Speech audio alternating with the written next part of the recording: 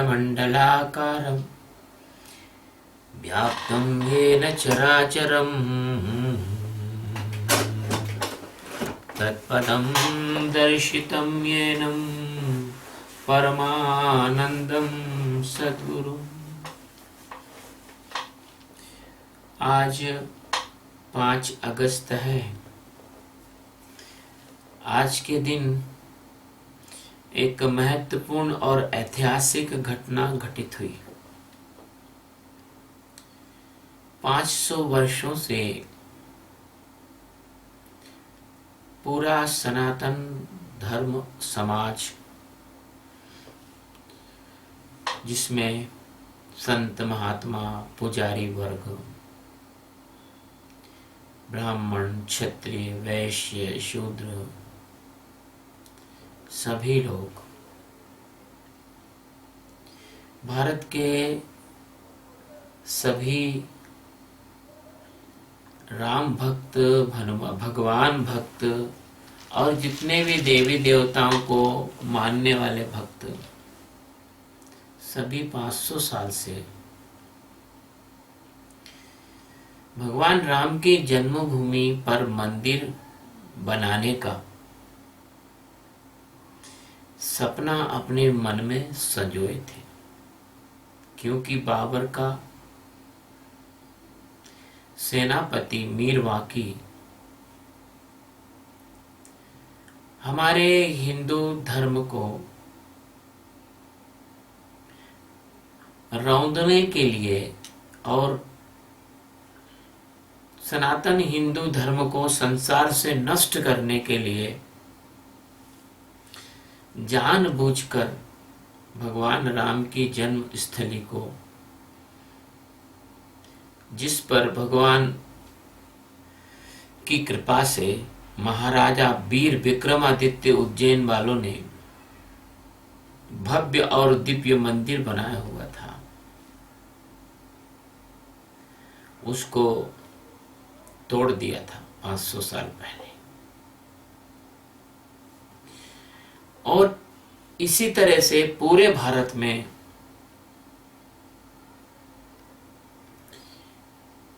30,000 मंदिर इन आक्रमणकारियों और उनके हितैषियों ने पिछले 800 वर्षों में तोड़े थे। एक किंवदंती है, जब महमूद गजनवी सोमनाथ के मंदिर को तोड़ने आया था, तो सूरत के व्यापारियों ने उससे कहा था कि हम इस मंदिर के बराबर वजन का तुम्हें सोना दे देंगे, तुम इस मंदिर को मत तोड़ो, लेकर चले जाओ। लेकिन उसने कहा कि मैं यहां सोना लेने नहीं आया हूं, मैं यहां हिंदू धर्म को नष्ट करने आया हूं। बड़े आश्चर्य का विषय है कि महमूद गजनवी गजनी से चला, जो अभी अफगानिस्तान में है। उसने पूरा सिंध का इलाका, सिंध नदी को पार किया, रास्ते के कई नदी नालों को पार किए, रास्ते में कई राजा, रियासत, ठिकाने, जमींदार, जागीरदारों की जो राज्य थे वो पड़ते थे। लेकिन दुख की बात है कि मात्र 500 लोगों को लेकर आए महमूद गजनवी को रास्ते में किसी ने भी मजा ऐसा नहीं चखाया कि वो लौट जाता। 500 लोग आते हैं गजनी से, पूरा सिंध पंजाब पार करते हैं और रास्ते के इतने लंबे रास्ते को पार करके सोमनाथ के मंदिर को आके तोड़ देते हैं। आखिर ये कैसे संभव हुआ? ये ऐसे संभव हुआ कि आज से 2500 वर्ष पूर्व इस जगत में बुद्ध आए। बुद्ध का ये उनका व्यक्तिगत उनकी खुद की उपलब्धि थी। उन्होंने बुद्धत्व प्राप्त किया, आत्मज्ञान प्राप्त किया, और वो आत्मज्ञान का प्रचार ध्यान के माध्यम से करने लगे। उस आत्मज्ञान में जब व्यक्ति जाता है तो उसके पहले ही अहिंसा, दया, क्षमा सब आ जाते हैं। तो अशोक सम्राट और कई राजाओं ने भगवान बुद्ध से दीक्षा ली और युद्ध का मार्ग छोड़ दिया। युद्ध का मार्ग छोड़ दिया, अहिंसा परमो धर्म को अपना लिया। चूंकि भारत में हम आपस में क्यों लड़े, यहां तक तो बिल्कुल सही था। लेकिन इस अहिंसा के कारण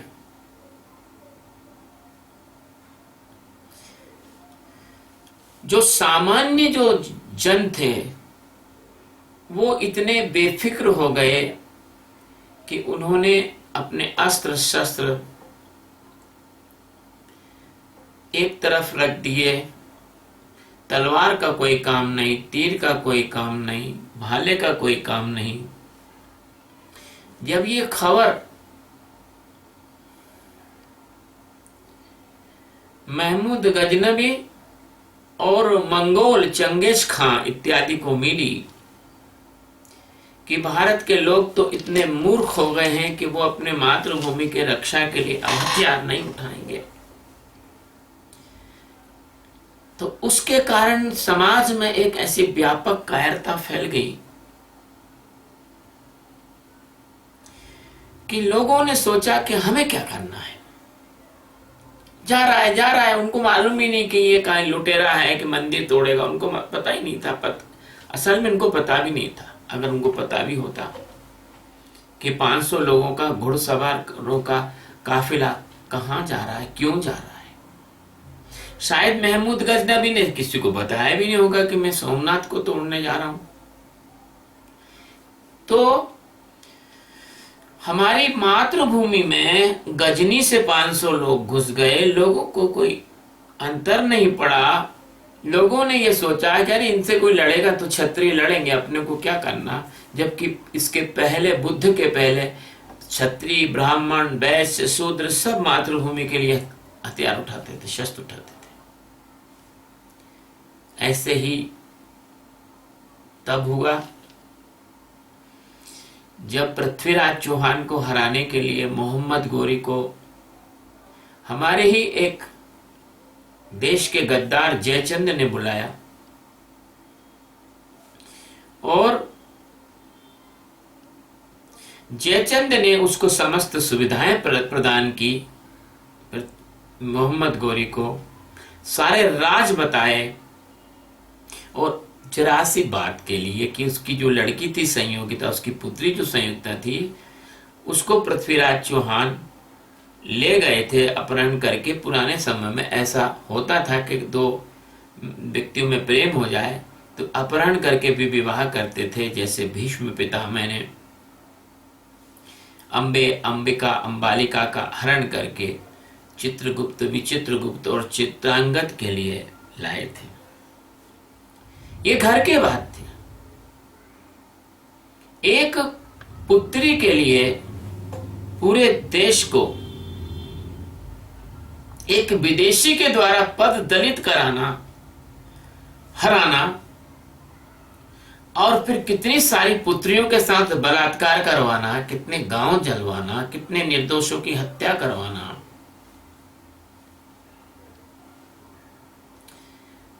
ये हमारे इतिहास में एक बहुत बड़ा कलंक था। वो तो शंकराचार्य भगवान आए, उन्होंने चार शंकराचार्य ने 4 पीठों की स्थापना की, बौद्धों को शास्त्रास्त्र करके हराया, मंडन मिश्र जैसों को हराया, तो सनातन धर्म बचा। सवाल इस बात का नहीं कि कौन सा धर्म कितना प्रभावी है, सवाल इस बात का है कि धर्म और देश का बड़ा गहरा संबंध होता है। धर्म से देश बनते और बिगड़ते हैं, लेकिन देश से धर्म नहीं बनता। अगर देश से धर्म बनता तो आज 57 इस्लामिक देश हैं, वहां पर 2000 संप्रदाय हैं, फिरके हैं इन 57 देशों में, तो वहां एक धर्म बन जाता। यदि धर्म से देश बनता तो पाकिस्तान, अफगानिस्तान और बांग्लादेश में आतंकवाद नहीं होता। तो मीर बाकी ने इसी तरह से, जिस तरह से मोहम्मद गौरी ने सोमनाथ का मंदिर तोड़ा, बलिहारी है सरदार वल्लभ भाई पटेल की और डॉक्टर राजेंद्र प्रसाद की कि जिन्होंने उस मंदिर का शासकीय खर्च पर जीर्णोद्धार करवाया, भले ही नेहरू इसका विरोध करते रहे। इसी तरह से राम मंदिर को तोड़ा गया मीर बाकी द्वारा। इतना सोना, चांदी, हीरे, जवाहरात, मोती, माणिक, पन्ना, अयोध्या में इतना अकूत धन था।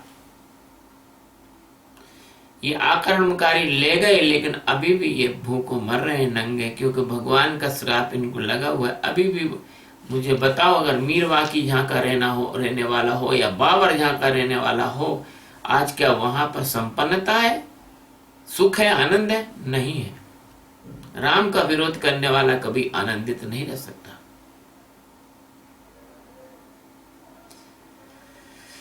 तो जब मीर बाकी ने मंदिर तोड़ा तो एक महाराज थे, वो कहीं यात्रा पर कहीं जा रहे थे, नाम मैं भूल रहा हूं, लेकिन बहुत प्रसिद्ध थे, इतिहास गवाह है, वो लौट कर आए। सेना उनकी कम थी, मात्र 1000 लोग होंगे वो सैनिक। वो आए, उन्होंने इस मंदिर के तोड़ने का विरोध किया और वहीं पर बलिदान हो गए पूरे सैनिकों सहित, क्योंकि कहां तो 500 लोग और कहां 10,000 लोग।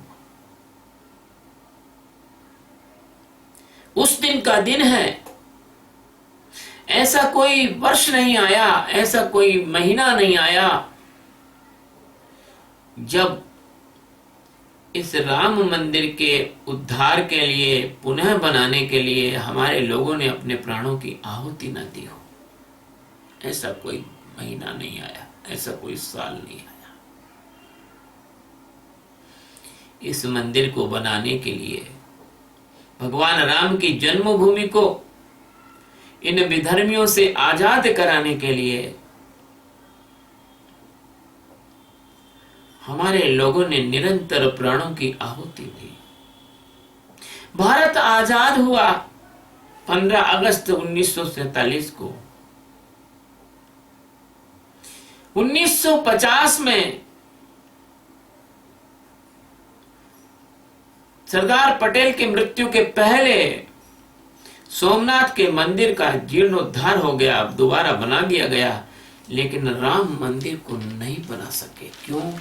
कि जिस तरह का विरोध सोमनाथ के मंदिर को बनाने के लिए किया गया था, उस विरोध को सहन करने की ताकत न राजेंद्र बाबू में थी और न ही सरदार पटेल में, क्योंकि दोनों ने ही अपनी जेब में इस्तीफा रख लिया था। इतना एक्सट्रीमली डिटरेंट उन्होंने किया, इतना ज्यादा उन्होंने अपने को रक्षात्मक वो रवैया अपनाया कि वो भले इस्तीफा दे देंगे, लेकिन भगवान शंकर का ज्योतिर्लिंग सोमनाथ मंदिर उन्होंने बनवाया, लेकिन राम मंदिर वो न बना सके। हमारे देश में उस समय कोई धर्मनिरपेक्ष शब्द संविधान में नहीं था, क्योंकि धर्मनिरपेक्ष संविधान शब्द संविधान में जब आया, जब इस देश में आपातकाल था, इमरजेंसी लगी हुई थी और संसद में बिना बहस के हमारे देश के संविधान में इस शब्द को रखा गया, धर्मनिरपेक्षता और समाजवाद। तो क्या हुआ, कुछ लोगों के उकसावे में आकर तथाकथित जिद्दी मुस्लिम वर्ग उस बाबरी ढांचे को, जिसको बाबरी ढांचा भी कहना उचित नहीं है, मीर वाकी का ढांचा, जहां कभी कोई नमाज नहीं पढ़ी गई थी, कभी कोई किसी प्रकार का इस्लामिक अनुष्ठान नहीं हुआ था, उसको इन्होंने अपनी प्रतिष्ठा का बिंदु बना लिया। और अंग्रेजों के समय इस मंदिर का केस फैजाबाद के न्यायालय में पंजीकृत हुआ। पंजीकृत होने के बाद अंग्रेजों के समय ही वहां आंशिक रूप से पूजा करने की और नमाज पढ़ने की अनुमति दे दी गई, क्योंकि अंग्रेज तो कोई हमारे सगे थे नहीं, वो तो चाहते ही थे कि हिंदू और मुसलमान लड़ें। कालांतर में यह संघर्ष बढ़ता गया और इस संघर्ष में दोनों पक्षों में लोग जुड़ते गए, मरते गए, लेकिन यह प्रकरण हल नहीं हुआ। तब निचली अदालत ने इसका फैसला इस जमीन के मालिकाना हक के 3 टुकड़े करके दिया, लेकिन इसका हाई कोर्ट ने इसका फैसला, उच्च न्यायालय ने इसका फैसला, जमीन का जो टाइटल शूट था उसको भागों में बांट दिया, जो कि नहीं बांटना था। उच्च न्यायालय का फैसले को अभी सुप्रीम कोर्ट ने बदला है 1 साल पहले। जब 2 पक्ष या 3 पक्ष जमीन पर दावा करते हैं तो एक पक्ष को ही जमीन दी जाती है। दुर्भाग्य से भारत में शासन करने वाली कांग्रेस पार्टी और उसके जो वरिष्ठ नेता हैं, वो इस हक में थे कि यह मंदिर का फैसला कभी ना हो, और वो बाबरी ढांचे के पक्ष में खड़े रहे। लेकिन हिंदू जागा, भगवान राम के भक्त जागे, और भगवान राम के भक्तों ने विश्व हिंदू परिषद के झंडे के नीचे खड़े होकर इस राम जन्मभूमि की आजादी के लिए आंदोलन किए। गांव गांव से, घर घर से इसके लिए धन एकत्र किया गया, इसकी कार्यशाला बनाई गई, वह पत्थर तराशे गए। तो मुख्य रूप से राम जन्मभूमि के 3 संघर्ष हुए अभी पिछले 30 वर्षों में। एक संघर्ष में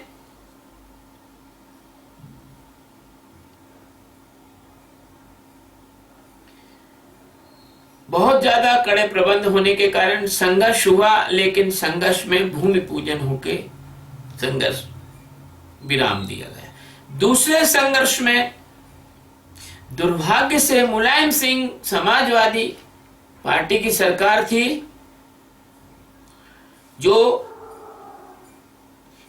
भगवान राम के भक्तों की विरोधी थी और बाबर के ढांचे के पक्ष में थी। उसने कार सेवकों पर सीधे गोलियां चलवाकर, साधु संतों पर गोलियां चलवाकर, कार सेवकों को लठ से मार मार कर, हाथ पैर तोड़कर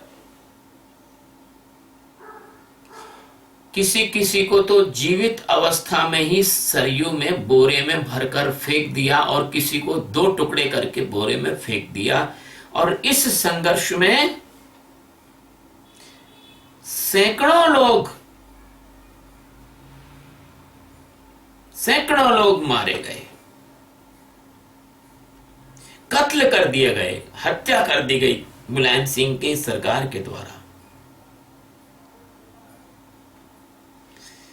और 59 कार सेवकों को गोधरा में जिंदा जला दिया गया। इस सारी घटनाओं से समूचे हिंदू समाज और राम भक्तों में बहुत आक्रोश हो गया। भगवान ने कृपा की, उत्तर प्रदेश में भारतीय जनता पार्टी की सरकार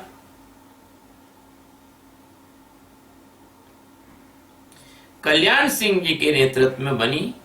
हाँ, एक बात कहना चाहूंगा, कांग्रेसी कहते हैं कि राजीव गांधी ने मंदिर के ताले खुलवाए थे। नहीं, ऐसा नहीं।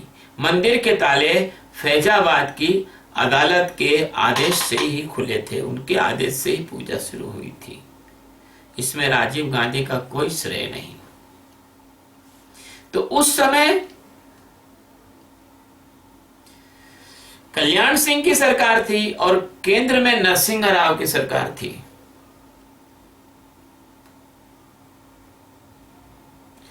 और ऐसा कभी किसी ने सोचा न था कि क्या स्थिति बनेगी। इसलिए कल्याण सिंह जी ने भी कह दिया था कि ठीक है, ये ढांचा नहीं टूटेगा। और नरसिंह राव भी चूंकि पुराने राम भक्त थे, वो मजबूरी में वो गलत जगह चले गए थे। वो भी भगवान राम से प्रेम करते थे। इन दोनों की सरकार होने पर जब गोधरा कांड हो चुका था, जब हजारों कार सेवकों को मुलायम सिंह ने गोली मार मार के सरयू में डाल दिया गया था,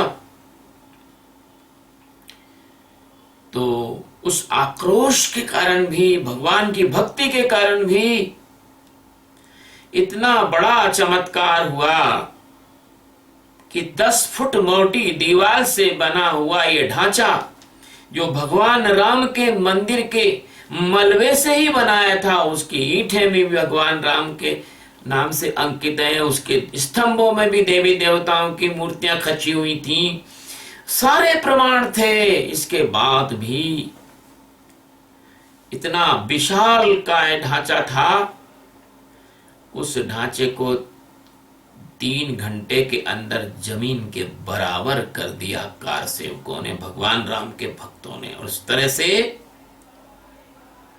हिंदुस्तान के माथे पर,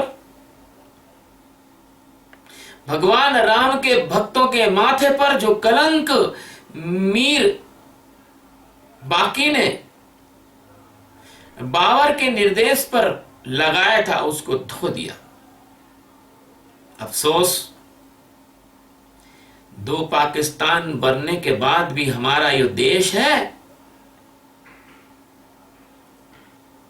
इस देश में बहुसंख्यक हिंदुओं की भावना का कोई सम्मान नहीं। अगर सम्मान होता तो 1948 में ही कहते मुस्लिम वर्ग के लोग कि ये आप मंदिर बना लो, भगवान राम का मंदिर है, हम हमारी मस्जिद कहीं भी बना लेंगे। क्योंकि मंदिर जो राम का जन्म स्थान है वो तो नहीं बदल सकता। मस्जिदें तो हजारों बनाई जा सकती, तो बन गई। आजादी से आज तक पूरे भारतवर्ष में 3 लाख मस्जिदें बनी हैं नई, 1947 के बाद। लेकिन ये समझदारी, ये करुणा, ये दया, ये प्रेम, ये भाईचारा, ये लोग नहीं दिखा सकते, नहीं दिखा सकते। क्योंकि कहना नहीं चाहिए, लेकिन इनकी दृष्टि में हिंदू काफिर हैं और इनके मालिक का हुक्म है कि काफिरों को मारने से पुण्य प्राप्त होता है। ये तो हम हैं जो सारे संसार को अपना परिवार समझते हैं।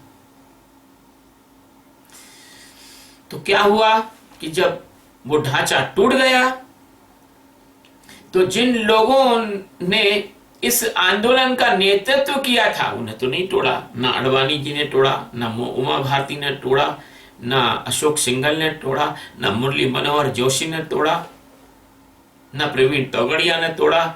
ये तो केवल वहां पर उत्साहवर्धन के लिए उनको भगवान के इस कार्य के लिए मात्र प्रेरणा दे रहे थे, मार्गदर्शन कर रहे थे, कोशिश भी कर रहे थे कि वहां हिंसा ना हो। तो कांग्रेस की सरकार ने इनके खिलाफ ऐसे मुकदमा लगाया जैसे ये कोई बहुत बड़े अपराधी हों। इन्होंने ढांचा नहीं तोड़ा, बल्कि इन्होंने जो है जैसे देश के साथ कोई बड़ी गद्दारी कर दी है।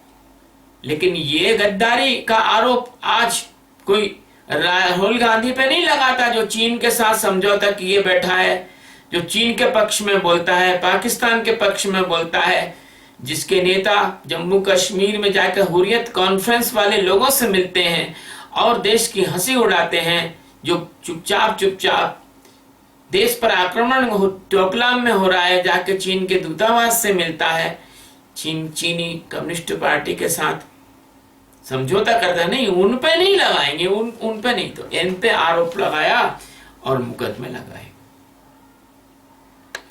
इसका परिणाम यह हुआ कि राम का विरोध करने से तो कोई व्यक्ति उबर नहीं सकता, चाहे वो ब्रह्मा विष्णु के महेश के बराबर ताकतवर भी हो जाए, तो राम का विरोध करने वाला कभी नहीं उबर सकता, क्योंकि परमात्मा सच्चिदानंद अस्तित्व है वो। फिर क्या हुआ, भगवान ने ऐसी कृपा की कि केंद्र में हमारी संस्कृति की पोषक भारतीय जनता पार्टी, जो राम भक्तों की भी पार्टी है और वसुधैव कुटुंबकम, सबका साथ, सबका विश्वास, सबका विकास लेके चलने वाली पार्टी है, उसका शासन आया। केंद्र में जब ये शासन आया तो माननीय सुप्रीम कोर्ट जो हमारे, जिसमें वो मुकदमा निचली अदालत से सुप्रीम कोर्ट तक 50 वर्ष से चल रहा था, जिसमें कांग्रेस के वकील, बड़े बड़े वकील इस मुकदमे पे तारीख पे तारीख ले रहे थे और बकायदा कोर्ट में लिख लिख के दे रहे थे कि राम हुए नहीं है साहब, ये तो कल्पना है इनकी हिंदुओं की, राम तो कभी हुए ही नहीं है, राम तो काल्पनिक है। और इसकी आड़ में हमारे भगवान राम का सेतु तोड़कर हिंदू समाज का मनोबल तोड़ना चाहते थे। ऐसे कांग्रेस के वकीलों ने सुप्रीम कोर्ट में बार बार आवेदन दिया कि ये इसका फैसला नहीं हो, इसका फैसला नहीं हो। लेकिन मैं धन्यवाद देता हूं भगवान श्री राम को, जिन्होंने सुप्रीम कोर्ट के जितने मजिस्ट्रेट थे उनके अंदर इस बात को स्फुरित किया कि नहीं, इसकी तो दिन प्रतिदिन सुनवाई होना चाहिए। और दिन प्रतिदिन सुनवाई हुई, और दिन प्रतिदिन सुनवाई होने के बाद 1 वर्ष पहले सुप्रीम कोर्ट ने अपना निर्णय सुनाया कि ये राम लला की जमीन है, यही राम का जन्म हुआ है, यही राम का मंदिर बनना चाहिए। पूरी भूमि राम लला को दे दी गई और 5 एकड़ जमीन मुस्लिम पक्ष को दी गई मस्जिद बनाने के लिए। कितनी बड़ी बात है। मतलब केस हारने के बाद भी उनको 5 एकड़ जमीन का पारितोषिक कोर्ट ने दिया, इस बात को स्थापित करने के लिए कि इस देश में दोनों संप्रदाय का सम्मान हो। इतना बड़ा फैसला आया 500 साल के बाद। इसके बाद भी भारत के राम भक्तों ने, सनातन धर्म के अनुयायियों ने अत्यंत संयम का परिचय दिखाते हुए, जो कि बलिदान और बहुत लड़ाई के बाद जो फैसला आया था, कोर्ट में लड़ाई के बाद भी फैसला आया था और 500 साल के बलिदान के बाद भी फैसला आया था, संयम दिखाते हुए ना तो किसी प्रकार की कोई रैली निकाली, ना किसी प्रकार की कोई सभा की, ना फटाके चलाए, ना खुशी व्यक्त की, ना मिठाइयां बांटी। इतना संयम दिखाया भाई, क्यों? कि मुसलमानों को दुख ना पहुंच जाए। हमने इतना ध्यान रखा। इनने कितना ध्यान रखा ये तो आप देख ही लो। 50 साल के 60 साल के संघर्ष में इनने हिंदुओं की भावना का कितना ध्यान रखा, ये तो दिख ही रहा है ना। इसके बाद भगवान की कृपा और हुई। इनके वकील चाहते थे कि राम मंदिर का फैसला 2019 के बाद तक टाल दिया जाए, लेकिन नहीं टला। लोकसभा के चुनाव के बाद तक टालना चाहते थे, ताकि जो हिंदू कम पढ़े लिखे हैं और पढ़े लिखे भी मूर्ख हैं, उनको भी मूर्ख बनाकर कांग्रेस पार्टी केंद्र में फिर अपने शासन, अपनी सत्ता ला सके, और इसके बाद में हिंदुओं को दमन करने के लिए और भी ऐसे कानून ला सके, जैसे अल्पसंख्यक सुरक्षा कानून, एक कानून का इन्होंने मसौदा बनाया था, जिसमें दंगे होते हैं तो हिंदू ही जिम्मेदार माना जाएगा। हिंदू स्त्री के साथ बलात्कार होता है तो हिंदू स्त्री ही उसकी जिम्मेदार मानी जाएगी। इस प्रकार के कानून बनाने का इनका इरादा था। उसके आंदोलन में भी हम गए हैं, मानव श्रृंखला भी हमने बनाई, और कार सेवकों को अयोध्या भेजने के लिए पीछे खड़े रहकर गांव गांव जाकर कार सेवक तैयार करके अयोध्या भी हमने भेजे हैं, संत होने के बाद भी। क्योंकि हम भगवान की कृपा से ऐसे संगठन से जुड़े रहे जो इस देश में हिंदू धर्म, संस्कृति और वसुधैव कुटुंबकम के विचार को आगे बढ़ाना चाहता है। तो ये फैसला हुआ, सरकार आई, और कोर्ट के निर्देश अनुसार 3 महीने के भीतर राम जन्मभूमि तीर्थ क्षेत्र की कमेटी का, समिति का गठन किया गया। उसके अध्यक्ष, कोषाध्यक्ष, उपाध्यक्ष बनाए गए। उन सब ने मिलकर आज का दिन 5 अगस्त 2020 को राम जन्मभूमि की भूमि पूजन के लिए तय किया। पूरे भारत से कोने कोने से लोगों ने उत्साह में भरकर अपने यहाँ का जल और पवित्र तीर्थों की मिट्टी, कश्मीर से लेकर कन्याकुमारी तक से और द्वारका से लेकर तो अरुणाचल प्रदेश के आगे तक ऐसे कोई पवित्र तीर्थ, नदी या मंदिर नहीं रहा कि जहां से उस जन्मभूमि के भूमि पूजन के लिए मिट्टी और जल न आया हो। लोगों ने सोने की, चांदी की ईंटें और भरपूर दान दिया और देंगे और दे रहे हैं, देंगे। ये मंदिर नहीं है। ये मंदिर सारे संसार में आध्यात्मिकता की आत्मा का ऐसा अजर अमर अविनाशी केंद्र है। यदि इस मंदिर की तरफ कोई आंख उठा के देखेगा या इसका बुरा चाहेगा तो समझ लो वो भगवान का, अल्लाह का, खुदा का, गॉड का, इसका विरोध कर रहा है। क्योंकि राम किसी एक धर्म के, एक संप्रदाय के, एक जाति, एक समाज, एक देश के नहीं है। आज आदरणीय प्रधानमंत्री जी ने ऐसी ऐसी बातें बताई जो मुझे भी नहीं मालूम थी। मुझे बहुत अच्छा लगा, मेरा सिर आदर से झुक गया। क्यों झुक गया? कि मैं तो परमहंसुत आत्मज्ञानी हूं, लेकिन मुझे यह नहीं मालूम था कि केरल में कौन सी रामायण लिखी गई, आंध्र प्रदेश में कौन सी रामायण लिखी गई, तमिलनाडु में कौन सी रामायण लिखी गई, उड़ीसा में कौन सी रामायण लिखी गई, बंगाल में कौन सी रामायण लिखी गई, कश्मीर में कौन सी रामायण लिखी गई।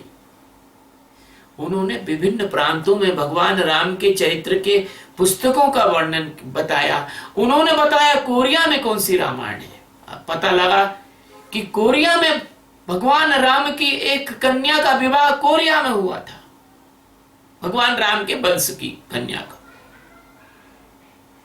हमारा पूरा देश ताने वाने से जुड़ा हुआ है। मैं जयपुर के घराने को प्रणाम करता हूं। कछुआ वंश, कुश, भगवान कुश, राम के पुत्र कुश के वंश से। मैंने जब देखा कि जयपुर के घराने का 6 फीट लंबा वंश वृक्ष, जो भगवान ब्रह्मा जी से लेके भगवान मनु, इक्ष्वाकु, रघु, राजा रघु, भगवान दशरथ, भगवान राम, भगवान लव कुश, इसके पूरे नीचे तक एक एक पीढ़ी के नाम और उनके प्रमाण जयपुर घराने को प्रणाम करता हूं। उन्होंने हाई कोर्ट, सुप्रीम कोर्ट में भी इस प्रकार के प्रमाण प्रस्तुत किए थे। यदि इस देश का मुसलमान हिंदुओं का भाई है, यदि गंगा जमुनी संस्कृति थी, तो फिर इतना लंबा कोर्ट केस लड़ने की आवश्यकता क्या थी? बड़े बड़े संतों ने विनम्रता पूर्वक समझौते कराने की कोशिश की। बड़े बड़े बुद्धिजीवी, वकील, बड़े बड़े मजिस्ट्रेट, सभी ने कोशिश की कि ये बिना कोर्ट के आपसी तालमेल के हल हो जाए, लेकिन हल नहीं होने दिया। इससे सिद्ध होता है कि आज हम तो बहुसंख्यक हैं, तो आज हमारी ये हालत तुमने कर दी। कल यदि हम अल्पसंख्यक हो जाएं, तो तुम हमें कश्मीर की तरह काट के फेंक दोगे, जैसे कश्मीर में तुमने हिंदुओं को काट के फेंक दिया। तब तो तुम हमें केरल जैसे मारोगे, जैसे केरल में आए दिन हत्या हो रही है। तब तुम पश्चिम बंगाल जैसे करोगे कि हमें दुर्गा पूजा और मां काली की पूजा की अनुमति नहीं। तब तो तुम अखिलेश यादव जैसे करोगे कि मंदिरों में से लाउड स्पीकर निकलवा दोगे। तब तो तुम कमलनाथ की तरह करोगे कि महाकाल मंदिर की भस्म आरती में लाउड स्पीकर बंद करवा दोगे। लेकिन तुम अपने वोटों के लिए, तुष्टिकरण के लिए, बहुसंख्यक हिंदुओं की भावना से जब खेलोगे, तुम इस सत्ता में कभी नहीं आ पाओगे, कभी नहीं आ पाओगे। यही कारण है कि झक मरा के जो राम की भक्ति नहीं करते थे, वो भी हनुमान चालीसा का कल पाठ कर रहे थे 4 अगस्त को। ऐसे काल नेमी राम राम जप रहा था हनुमान जी के रास्ते में बैठकर। मैं तो परमहंस हूं, मैं किसी से डरता नहीं, मैं मीसाबंदी भी हूं।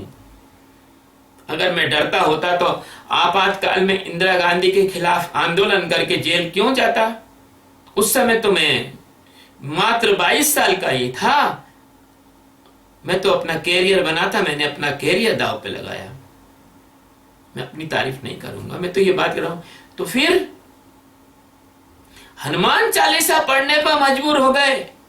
सावरकर जी ने ठीक कहा था, यदि हिंदू संगठित हो जाएगा तो लोग कोट के ऊपर जनेऊ पहनेंगे। प्रियंका गांधी, नाम ले रहा हूं जी, प्रियंका वाड्रा राम जी के पक्ष में ट्वीट करने लगी, जिनके वकील, जिनकी माताजी कहती थी कि राम हुए नहीं, राम काल्पनिक है। जब राम काल्पनिक है तो तुम क्यों कहती हो कि मैं भी राम भक्त हूं? जब तुमने राम के अस्तित्व को नकार दिया, वो भी कोर्ट में, तो यह परिवर्तन आया सनातन हिंदू धर्म के अनुयायियों के जागने का। और आज उस परिवर्तन के कारण ऐतिहासिक दिन है, इसलिए मैं प्रवचन दे रहा हूं कि आज हमारे यशस्वी प्रधानमंत्री, देखिए मैं संत हूं, लेकिन जो हिंदू धर्म का काम करेगा उसका मैं आदर जरूर करूंगा। भगवान शंकर ने, भगवान राम ने नरेंद्र मोदी को इसीलिए इस भारत भूमि में जन्म दिया। जो नरेंद्र मोदी ने किया वो कोई ना कर सका, ना कोई कर पाएगा। देश की बड़ी बड़ी समस्याएं समाधान कर दी, चाहे वो 3 तलाक हो, चाहे वो धारा 370 हो, चाहे वो CAA हो।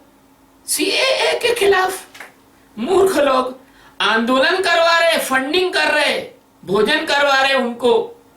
अरे CAA में है क्या गलत?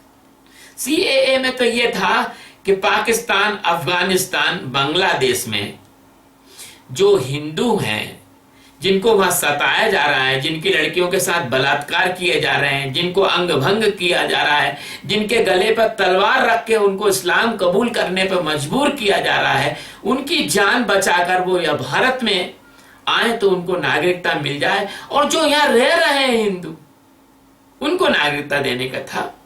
सीएए में कोई मुसलमान का विरोध नहीं, किसी ईसाई का विरोध नहीं,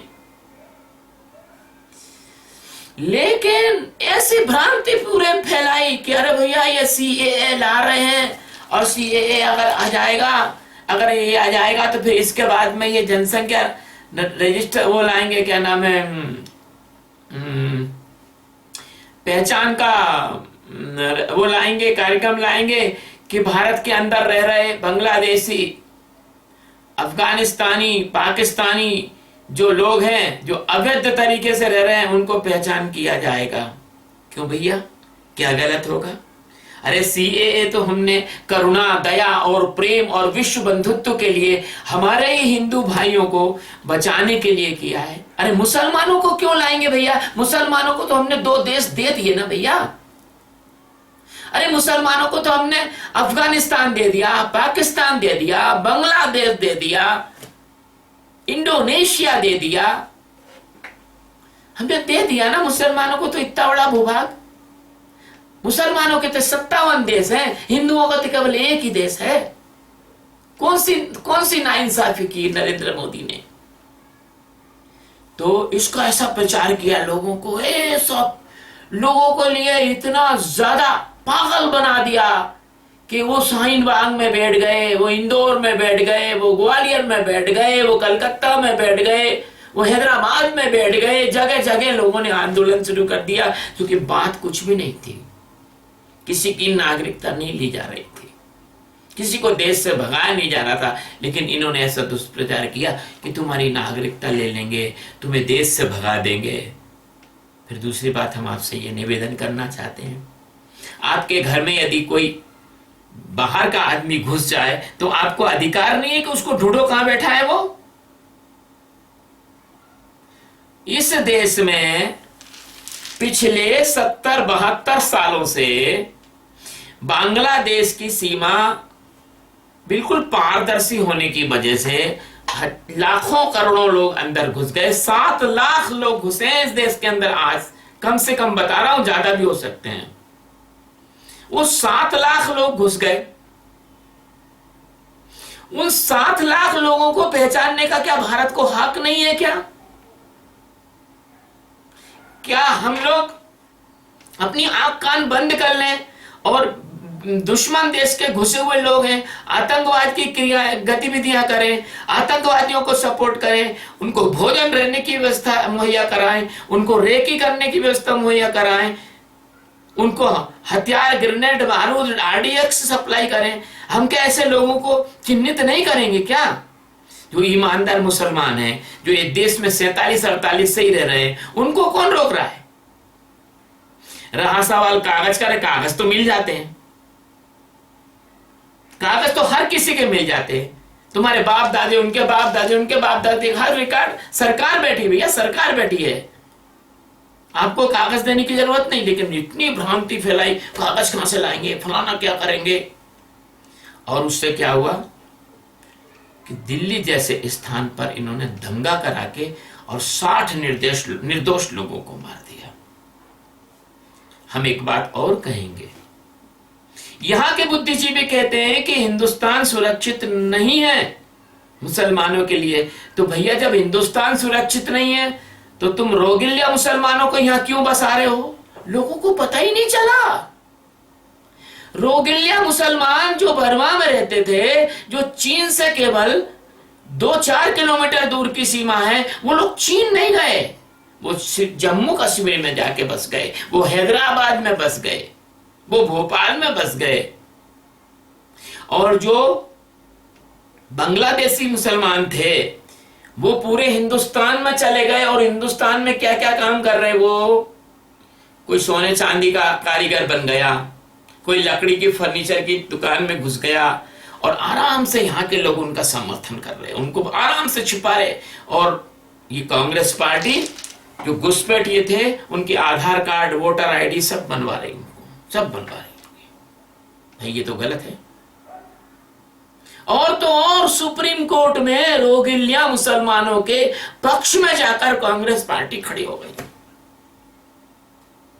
तो मोदी जी ने एक काम ये किया कि CAA लाए, लेकिन इसमें अभी ये विषय नहीं आया कौन सा कि घुसपैठियों को कैसे चिन्हित किया जाए। लेकिन राजीव गांधी के समय जब असम गण परिषद ने आंदोलन किया तो राजीव गांधी ने इस बात को स्वीकार किया कि हम इसमें बांग्लादेश से आए हुए लोगों को पहचानेंगे, चिन्हित करेंगे।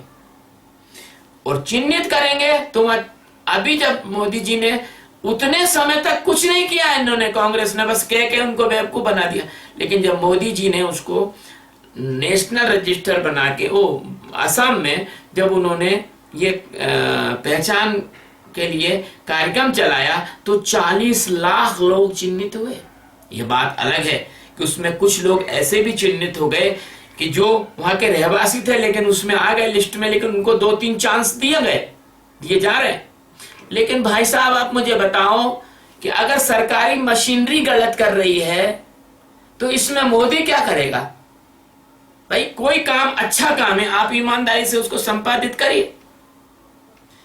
तो आज का दिन जो ऐतिहासिक दिन है भगवान राम के मंदिर का, ये आज का दिन ऐसा दिन है कि आज इस विश्व को बदलने के लिए अगर कोई सामर्थ्यशाली है तो वो भगवान राम के आदर्श, उनके विचार, उनकी शिक्षाएं, उनका जीवन, उनका आचरण, उनके राज्य में जिस प्रकार के लोग रहते थे उसमें उनके राज्य में कैसे बुद्धिजीवी थे, कैसे कर्मचारी थे, कैसे मंत्री थे, कैसे नागरिक थे, कैसी स्त्रियां थी, कैसे पुरुष थे।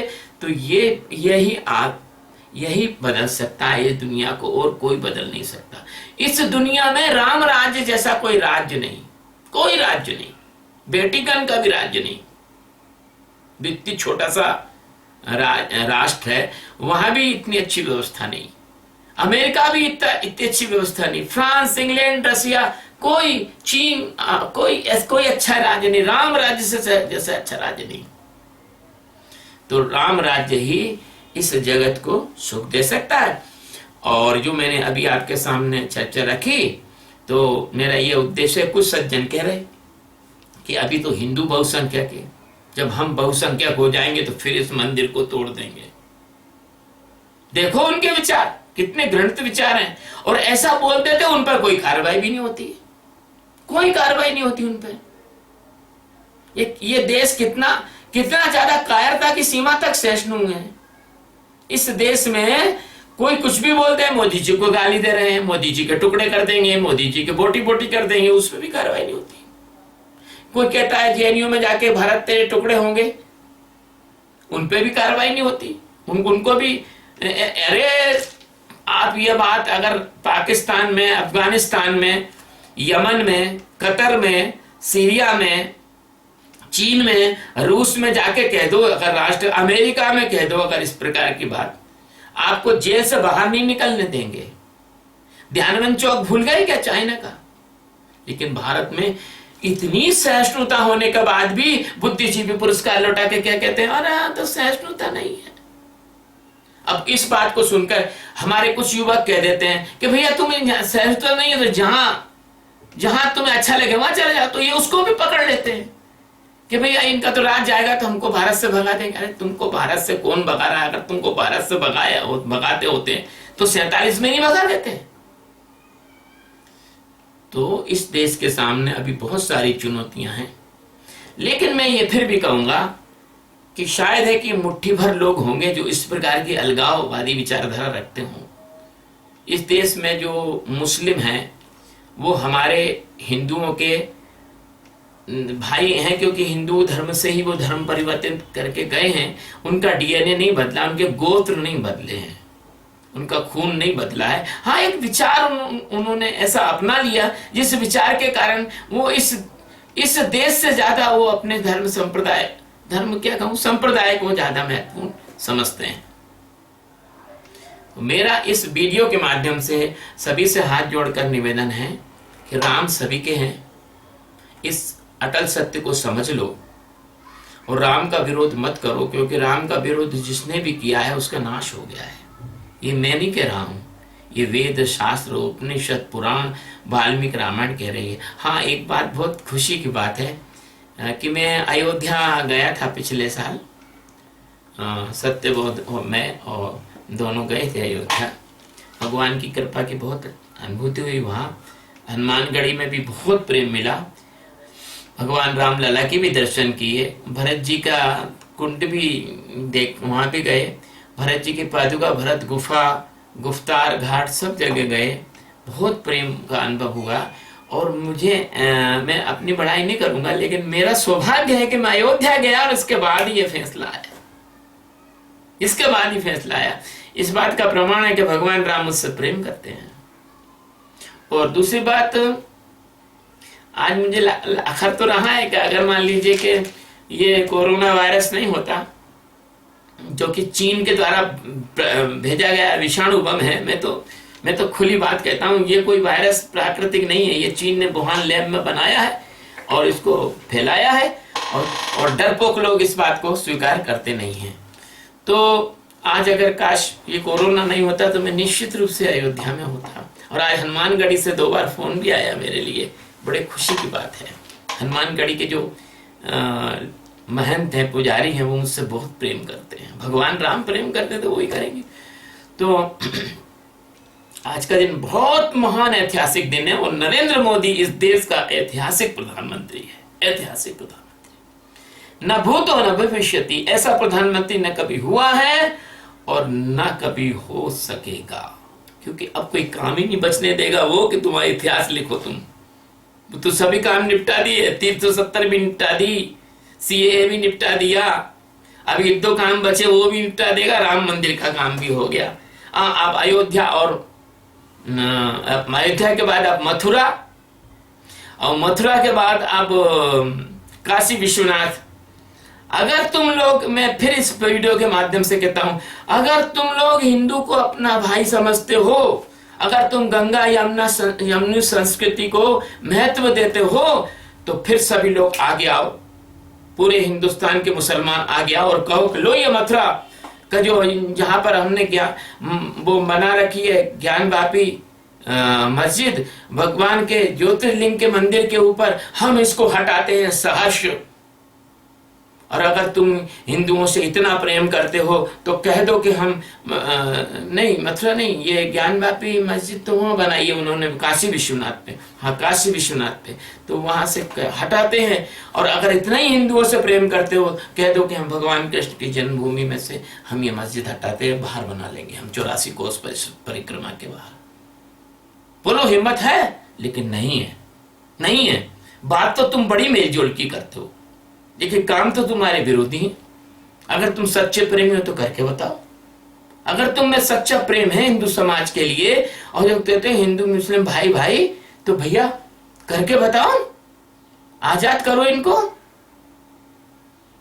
अगर तुम इतना प्रेम करते हो हिंदू समाज से और ये कहते हो कि नहीं हमारी जड़ें यही हैं, तो आप इनको दोनों को आजाद कर दो। और फिर उसके बाद मैं वायदा करता हूं कि एक और धार की जो सरस्वती माता का जो माता की जो मंदिर है धार में, बस एक और ये इतना सा है 0.1%। उसमें कितनी जगह, मुश्किल से उसमें 2 एकड़ जगह है वो, है ना, जहाँ अलाउद्दीन खिलजी ने जो है उसको मूर्ति को उठा के ले गया, तोड़ दिया। और वो जगह आज भी वहां पे गणेश जी की, हनुमान जी की, शंकर भगवान की प्रतिमाएं उन खम्भों पे है। तो अगर आप इतना प्रेम रखते हो हिंदुओं से और इतनी बड़ी बड़ी बातें करते हो कि नहीं भाई हम तो गंगा जमुनी संस्कृति के लोग हैं, तो ये 3 स्थान दे दो हमको, हिंदू समाज को ये 3 स्थान दे दो। हम तुमको जो है वैसे भी कलेजे से ही लगा के जी रहे हैं। कौन सा हिंदू समाज ने कभी तुमको कोई दुख पहुंचाया हो? तुम ही ने दुनिया भर के जो है फतवे और अतवे और न कुतवे और न जाने कितनी प्रकार के भाषण और काट के फेंक देंगे और यूं कर देंगे और जलजला आ जाएगा और खून की नदी बह जाएगी। वो खड़गे संसद में बोलते हैं कि खून की नदी बह जाएगी। 370 हटा दिया तो कौन सी खून की नदी बह गई? क्यों यार समाज में तुम फोकट का उद्वेलन कर रहे हो? समाज को क्यों डरा रहे हो? क्यों भय फैला रहे हो? हिंदू तो कभी किसी का विरोध किया नहीं आज तक। हिंदू ने तो कभी इसके अहित नहीं किया। चींटी भी मारने में हिंदू संकोच करता है। ऐसा मत करो।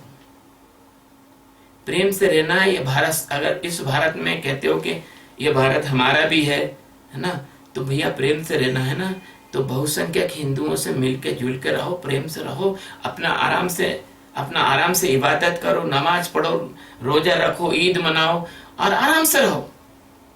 कभी तुम्हारे किसी मुसलमान भाई ने मंदिर में जाकर मस्जिद में जाकर गीता या रामायण का पाठ किया है? आज तक नहीं किया।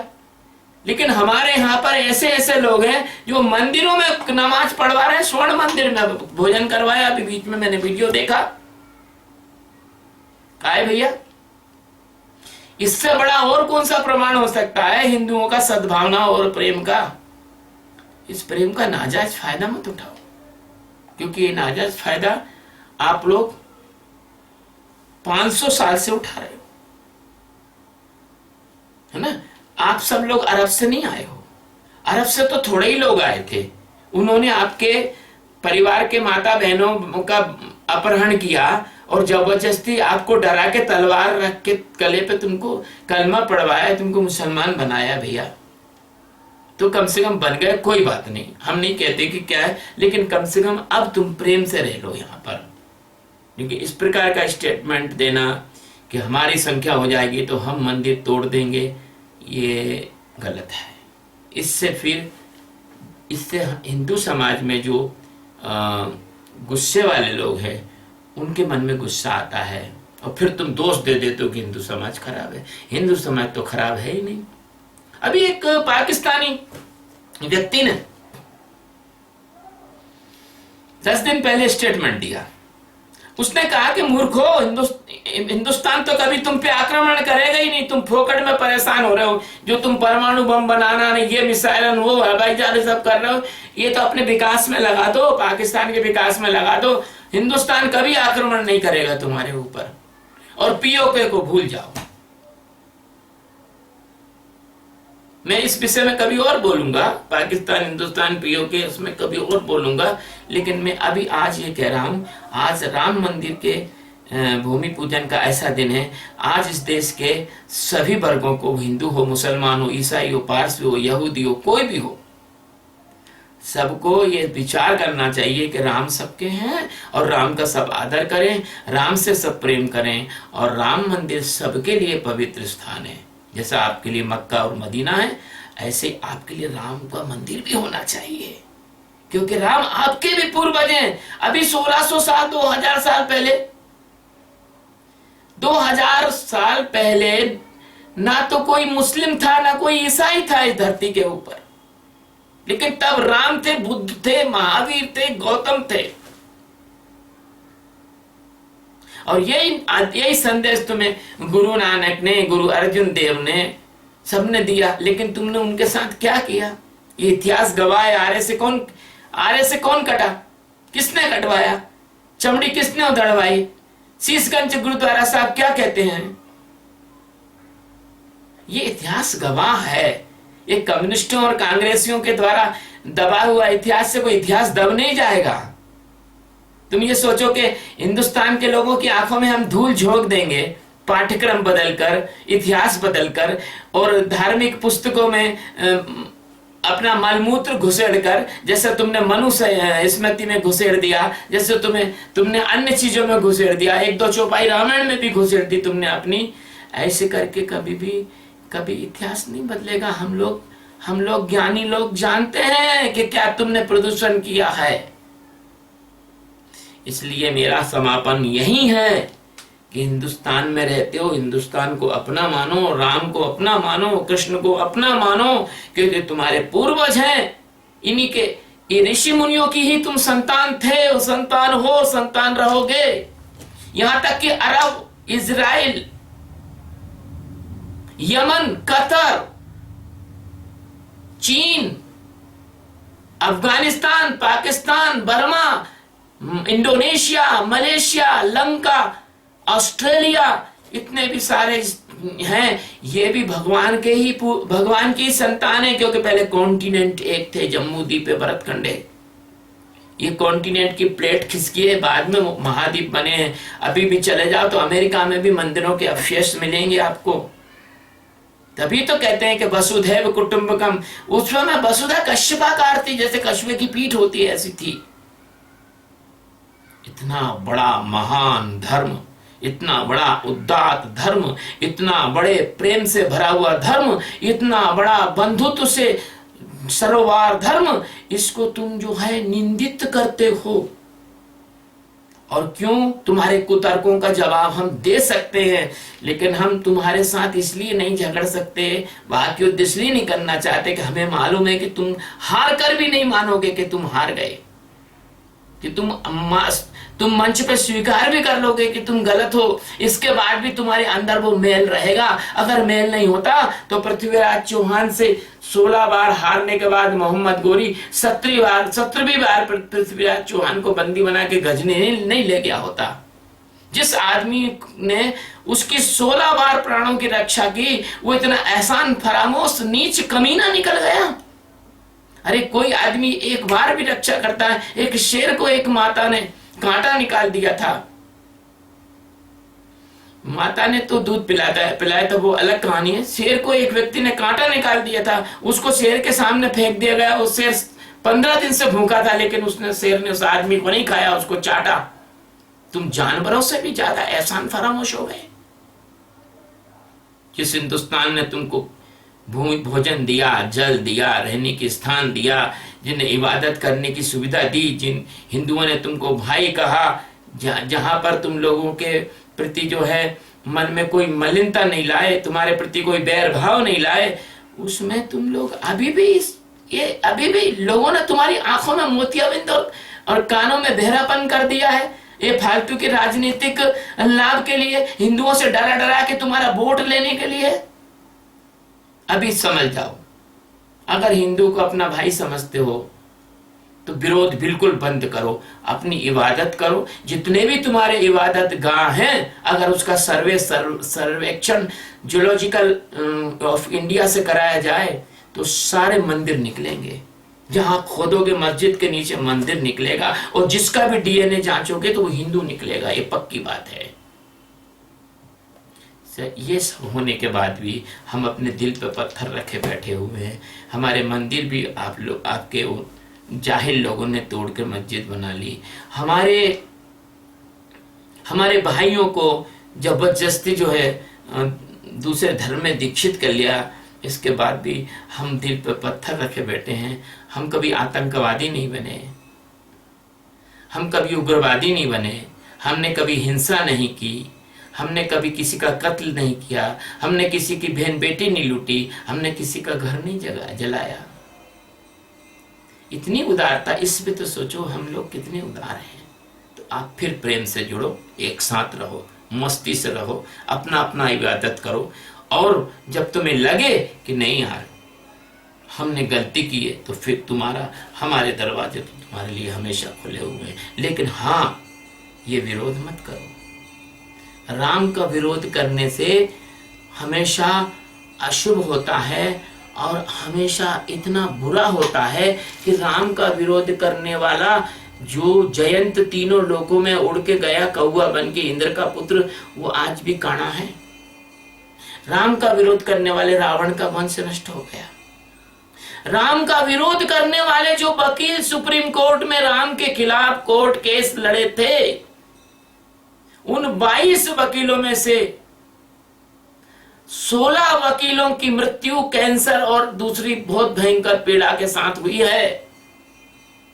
और राम का पक्ष लेने वाले लोग जीते भी शांति से हैं और मरते भी शांति से हैं। राम का विरोध करने वाले शांति से जी भी नहीं पाते और शांति से मर भी नहीं पाते। मैं एक परमहंस होने के नाते दोनों हाथ जोड़ के इस देश के मुसलमान भाइयों से निवेदन करता हूं कि राम का विरोध कभी मत करना, और ईसाई भाइयों से निवेदन करता हूं कि राम का विरोध कभी नहीं करना, और मुसलमान और ईसाई भाइयों से निवेदन करता हूं कि आप लोग हमारे हिंदू भाइयों का धर्मांतरण करना बंद कर दें। ये चालाकी से धर्म मत बदलो। जैसा मैंने अपनी आंखों से झाबुआ जिले में देखा कि ईसाई मिशनरी भगवान कृष्ण की मूर्ति पत्थर की बना के ले गई और लकड़ी की मूर्ति ईसा मसीह की बना के ले गई और भोले भाले वनवासियों को कहा, देखो अगर तुम्हारे कृष्ण में ताकत है, राम में ताकत है, तो ये पानी में तैर जाएंगे, और नहीं तैरे तो समझो कि पत्थर भी नहीं तैरे, राम सेतु भी झूठा है। और वो जो मूर्ति थी पत्थर की, वो तो नेचुरल डूबना ही है। और इन्होंने बाद में कहा कि अच्छा बाबा हमारे भगवान को देखो, तो उन्होंने निकाल के दूसरी मूर्ति लकड़ी की अपनी ईसा मसीह की तैरा दी और वो तैर गई और बना लिया ईसाई। इसी तरकीब मत करो। अगर तुम्हारा धर्म सही होगा, अगर तुम्हारा प्रेम सही होगा, अगर तुम्हारा दर्शन सही होगा, तो तुम्हें इस प्रकार के छल कपट करने की जरूरत नहीं है। लोग अपने आप आएंगे, और अगर तुम्हारा धर्म सही नहीं है तो जो आए वो भी भग जाएंगे। जैसे कांग्रेसी छोड़ छोड़ कर भग रहे आजकल कांग्रेस से, है ना। ज्योतिरादित्य सिंधिया भग गए और लोग भग गए और भगने की तैयारी में हैं। तो राम का विरोध किया कांग्रेस ने तो उसका फल भोग रही है, और राम का विरोध आगे करेंगे तो उसका फल भोगेंगे। राम का विरोध नहीं करना। राम सबके हैं। राम किसी एक पार्टी के नहीं, एक धर्म के नहीं, एक संप्रदाय के नहीं, एक जाति के नहीं, एक समाज के नहीं, एक देश के नहीं। राम सबके, पूरे पृथ्वी के राम हैं, क्योंकि वो ब्रह्मांडों में रम रहे हैं, कोटि कोटि ब्रह्मांडों में रम रहे हैं। बहुत खुशी की बात है कि राम जी का, मुझे तो पता नहीं था कि क्या होगा, भगवान ने प्रेरणा दी तो मैंने 1 महीने पहले से वाल्मीकि रामायण शुरू कर दी। सावन का पहले सोमवार से वाल्मीकि रामायण शुरू कर दी, और आज वाल्मीकि रामायण के प्रसंग में भगवान राम विश्वामित्र ऋषि के साथ जाएंगे। यहाँ तक मैं आ गया हूँ। ये आ गया सर्ग, मेरा 20वां सर्ग आ गया बालकांड का। तो इस प्रवचन के बाद अब अपना दूसरा प्रवचन वाल्मीकि रामायण पे होगा। और सबसे निवेदन है कि मेरे वाल्मीकि रामायण के प्रवचनों को आप प्रेम से सुने, और मेरा YouTube पर स्वामी सच्चिदानंद परमहंस जो चैनल है उसको भी सब्सक्राइब करें। इतना सुनने के लिए बहुत बहुत धन्यवाद। आप सबको मेरा प्रणाम। और आज का दिन तो ऐतिहासिक दिन है, आनंद का दिन है, और सभी को मेरे तरफ से आशीर्वाद और प्रेम। जय सच्चिदानंद शिवोहम।